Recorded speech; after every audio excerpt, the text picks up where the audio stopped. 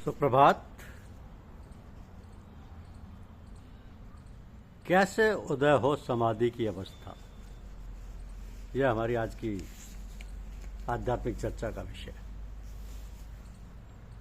कैसे उदय हो समाधि की अवस्था।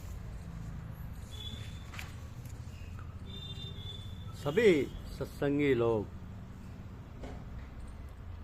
दैनिक रूप से ध्यान करते हैं।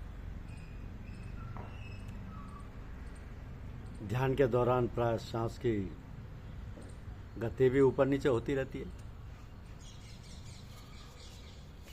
तो जब साधक ध्यान करता है और जैसे जैसे उसके ध्यान में प्रगाढ़ता आती जाती है, उसका श्वास धीमी व हल्का पड़ता जाता है और कई बार रुकने तक का बोध होता है। ये स्वाभाविक है और ये सभी साधकों के अनुभव में आता है। तो ध्यान में ध्यानकर्ता को बोध इसलिए होता है क्योंकि आपका ध्यान अभी तक प्रगाढ़ नहीं। आपको ध्यानकर्ता को हटाने की आवश्यकता नहीं है, वरन ध्यान को प्रगाढ़ बनाने की आवश्यकता है। जब साधक मंत्र का जाप करता है और जाप जब बहुत अच्छा होने लगता है तो वह ध्यान की स्थिति में प्रविष्ट हो जाता है, जहां मंत्र का विलय हो जाता है और मात्र निस्तब्धता रह जाती है। ऐसे ध्यान की अवस्था कहते हैं। और जब ध्यान की अवस्था प्रगाढ़ होती है तो समाधि की अवस्था उदय होती है। इस अवस्था में ध्यानकर्ता और ध्यान की विधि दोनों का ही लोप हो जाता है, केवल ध्येय शेष रह जाता है। तो शुरू में इस अवस्था में हम चेतना खो बैठते हैं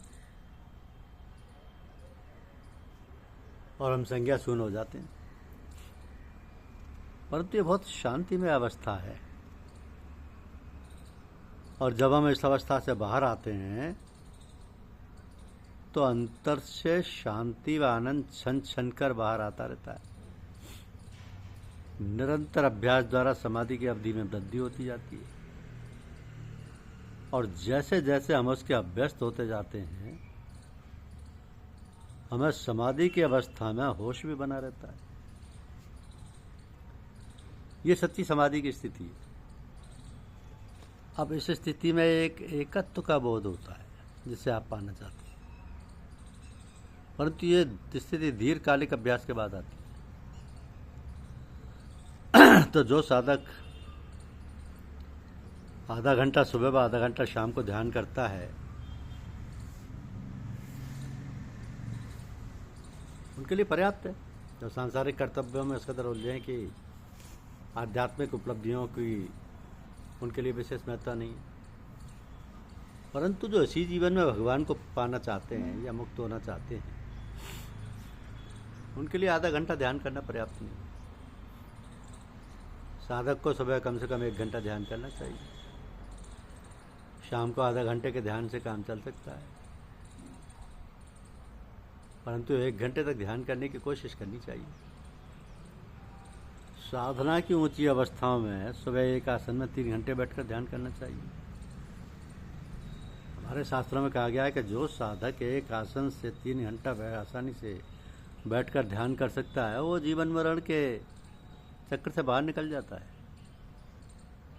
अपने अंतर में गहराई में बैठने के लिए लंबे समय तक ध्यान करना आवश्यक है, परंतु ध्यान की अवधि धीरे धीरे बढ़ाना चाहिए और जल्दबाजी नहीं करना चाहिए। आप प्रारंभ आधा घंटे से ही करें। जब आधा घंटा ध्यान आराम से होने लगे तो उसकी अवधि 10-15 मिनट बढ़ा दें। जब बड़ी अवधि में ध्यान आराम से होने लगे तो कुछ महीनों के बाद फिर उसकी अवधि 10-15 मिनट बढ़ा दें। तो इस प्रकार धीरे धीरे बिना किसी जोर जबरदस्ती के ध्यान की अवधि बढ़ाते रहें। हाँ, एक बात का विशेष ख्याल रखें कि ध्यान प्रतिदिन उतना ही करें जितना आपने निर्धारित किया है, कम ज़्यादा ना करें।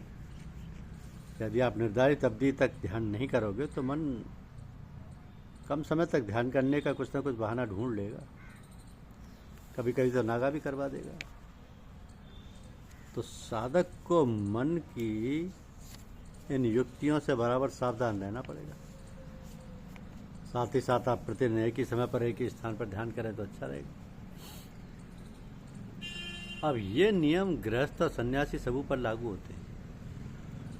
एक गृहस्थ को अपने सभी कर्तव्यों का पालन करते हुए मुक्ति की ओर अग्रसर होना। तो एक गृहस्थ के लिए आवश्यक है कि वह अपनी परिस्थितियों के लिए प्रति स्वस्थ दृष्टिकोण विकसित करें और यह सोचें कि जो भी परिस्थिति उसके समक्ष आ रही है वो उसके भले के लिए ही है, या जो अच्छी या बुरी, वांछनीय या अवांछनीय परिस्थितियाँ उसके समक्ष आती हैं वो उसके पूर्व कर्मों का फल ही है और उन्हें भोग कर ही उनसे मुक्ति पाई जा सकती है। तो ग्रस्त साधक को ब्रह्मचर्य का भी पालन होना चाहिए, करना चाहिए। इस विषय में अति करना भी आध्यात्मिक प्रगति में बाधक है। ये कहा जाता है कि संत महात्मा शांति के संस्कार पैदा कर सकते हैं और सांसारिक संस्कारों को साफ कर सकते हैं। ये सच है कि संत सांसारिक संस्कारों को साफ करके शांति और आनंद के संस्कार बना सकते हैं। तो इसके लिए संत महापुरुषों को साथ करना चाहिए। साधक यदि संत के सानिध्य में खाली व एकाग्र होकर बैठता है तो उसके दिल व दिमाग पर अनूठा प्रभाव पड़ता है। संतों में सदा प्रवाहित होने वाली आत्मधार साधक के अंतर में प्रविष्ट होकर विचारों को व संस्कारों को नष्ट कर देती है और मन को अंतर्मुखी कर आत्मिक आनंद का भान करा देती है। तो जिसे संतमत कहा जाता है, साधक अपने प्रयास और गुरु कृपा से के मिलन से आध्यात्मिक प्रगति करता है।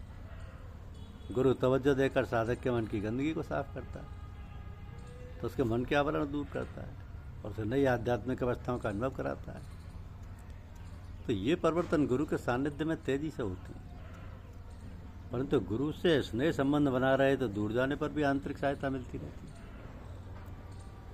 साधक का यह प्रयास होता है कि वह अपने अंतर में हो रहे इन परिवर्तनों को अपनी चेतना में रसा बसा ले। इसे एक उदाहरण के माध्यम से ऐसे समझिए कि एक धोबी आपके कपड़ों को धोकर साफ सुथरा कर सकता है, परंतु उन्हें जल्दी फिर ना गंदे होने देना आपके ऊपर है। शुद्ध पवित्र जीवन यापन करके, यम नियम का पालन करके और नियमित ध्यान करके हम सत्संग के प्रभाव को अधिक समय तक अपने अंदर बनाए रख सकते हैं।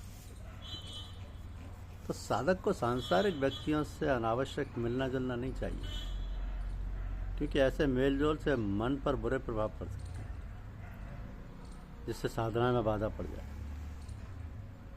हमें उनसे उतना ही मिलना चाहिए जितना आवश्यक हो, इससे अधिक नहीं।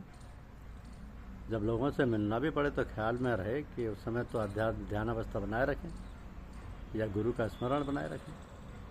जब आप ख्याल का आवरण बनाकर दूसरों से मिलते हैं तो उसके दुष्प्रभाव से बचे रहते हैं। हाँ, हम ख्याल लोगों से मेलजोल बढ़ाना चाहिए। इससे ईश्वर प्रेम में अभिवृद्धि होती है। सबसे अच्छा सत्पुरुषों का सानिध्य जो आपको परमात्मा में लेकर चले, जो अपने आप को परमात्मा में लेकर चले, ऐसे सत्पुरुषों का सानिध्य तो महान है। धन्यवाद। यूट्यूब चैनल को लाइक और सब्सक्राइब अवश्य कीजिए। शुक्रिया।